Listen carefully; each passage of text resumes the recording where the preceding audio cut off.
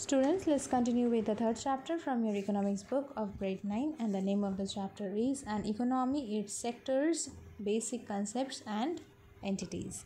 So we are going to start from utility. What is the meaning of this term utility? Utility of a commodity is its capacity to satisfy human wants. Okay, as we are using one commodity, the utility is how much satisfying we are getting by using that commodity is called utility. Okay, so here are a few features. First one is saying utility has got no real existence. So you can say whenever a commodity is being used by a person, maybe they are not having more utility, or you can say maximum utility from that product, but they are having less utility. You can say utility more or less there will be, as they are using the product. Maybe somebody is more having the satisfaction and somebody is having less satisfaction. Okay, but it is totally a psychological matter. You cannot measure it. Okay, it is totally a psychological matter. You cannot say that a person having maybe a glass of water is getting maximum satisfied. You might get satisfied with one glass of water, but maybe that same glass of water served to somebody else, that person might not get satisfied to that level. Okay, number 2, or point number B, utility is a relative term. Here they are trying to explain us that same individual or the same person may get different utilities from the same commodity at different points of time. Suppose you are at home and somebody is serving you one glass of water, that utility will be less if you compare that you're coming from school from a hot sunny day and then you're getting one glass of water. That will have much more utility, right? So the same person having the same commodity at a different point of time, the utility is also differing. Next, number C, utility does not have any moral significance. Maybe the item which the person is using or the commodity which the person is consuming is not morally good. Okay, like for example harmful drugs, that is not morally good, but that is having utility. The person who is consuming it, that person is getting the utility from it. So the want itself is morally justified or not is totally irrelevant here. Okay, the want is morally right or not, it is not being considered here.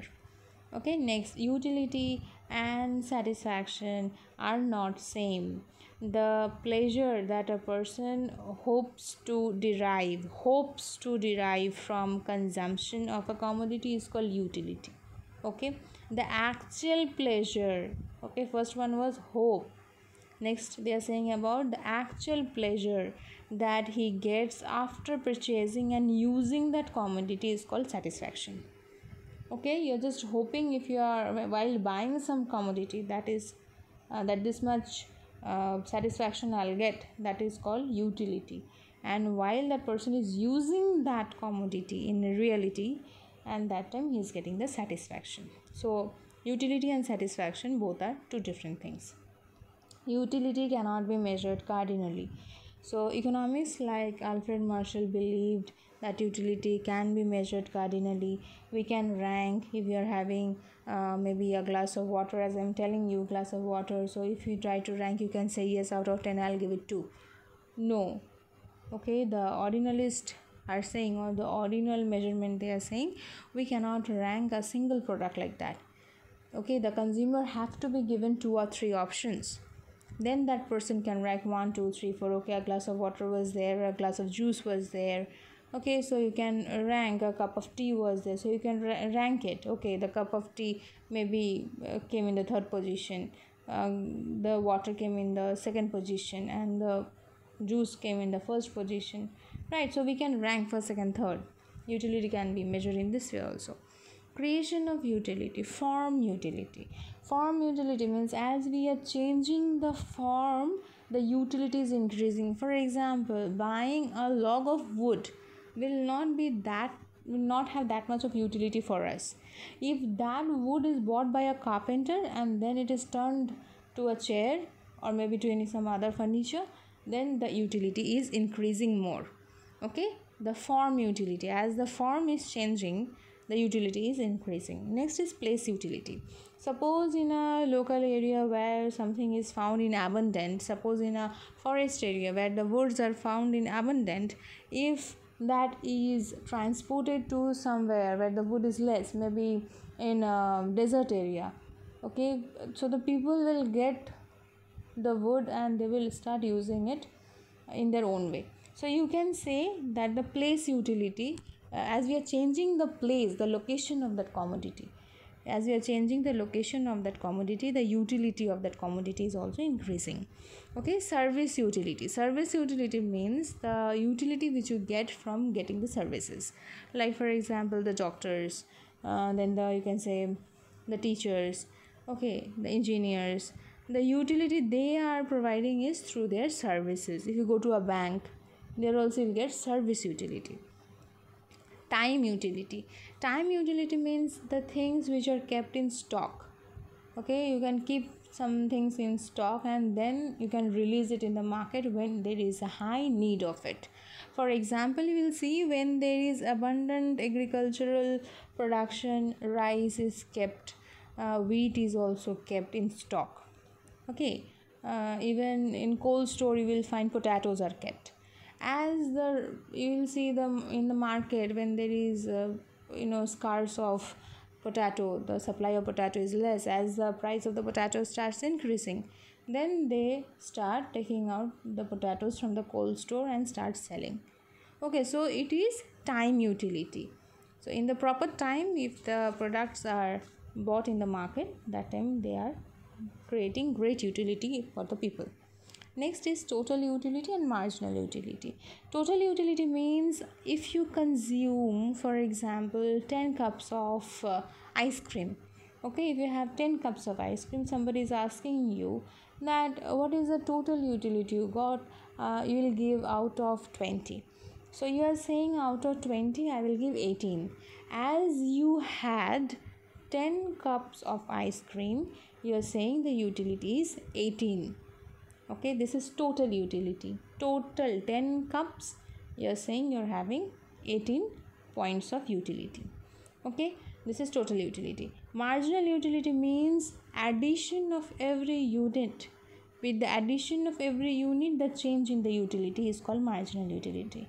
Like for example, first cup of ice cream, what is the utility? You will say maybe 5. Second cup, what is the utility? Maybe you will say 4. Okay, third cup, you will say maybe 3. Okay, so you can see that with addition of each cup, the utility you are saying is called the marginal utility. Okay, I'm not saying 2 cups, I'm saying the second cup. As you had the second cup, the utility you are saying, the second cup's utility is 0.4. Right? So this is called marginal utility. So addition, with addition of every unit, what is the change in the utility? That is called the marginal utility. Next we are having production. By production we mean the creation of goods and services. Don't forget this. Production means creation of goods and services for the purpose of selling them in the market. Now suppose somebody have made maybe a doll. Okay, the production process they have completed in the factory. Okay, those are creating some new goods. Now the person who is selling the doll in the market, that person is also a part of the producer. Okay, so that person is also part of the production. That person is also a producer. Okay, so taking part in the services, creation of goods or services is called production. Next we are having consumption. By consumption we mean satisfaction of wants is called consumption. Okay, now we are having next point, that is propensity to consume. So the proportion of total income spent on consumption is called average propensity of consume. Okay, so you can say here that if a person, the amount of money the person is earning From that, what is the proportion of money that person is spending? This is called average propensity to consume, or APC. You can see here equation is given. If a person is doing getting an income of maybe 1000 per month, and that person is spending 800 rupees per month, so you can see APC is 800 divided by 1000, that is 0.8. 0.8 is the APC.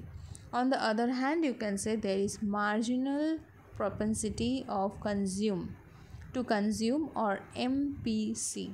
What is the meaning of this? What is the change? Okay, as the person's income is changing, as we were considering that the person's income was 1000, now that got increased with rupees 70. Okay, as that person's income got increased by maybe you can say not 70, take it 100. Okay, as that person's income have increased by rupees 100, that person is spending more 70 rupees now. Okay, so how to find MPC? That is the increase in the income divided by the increase in the consumption.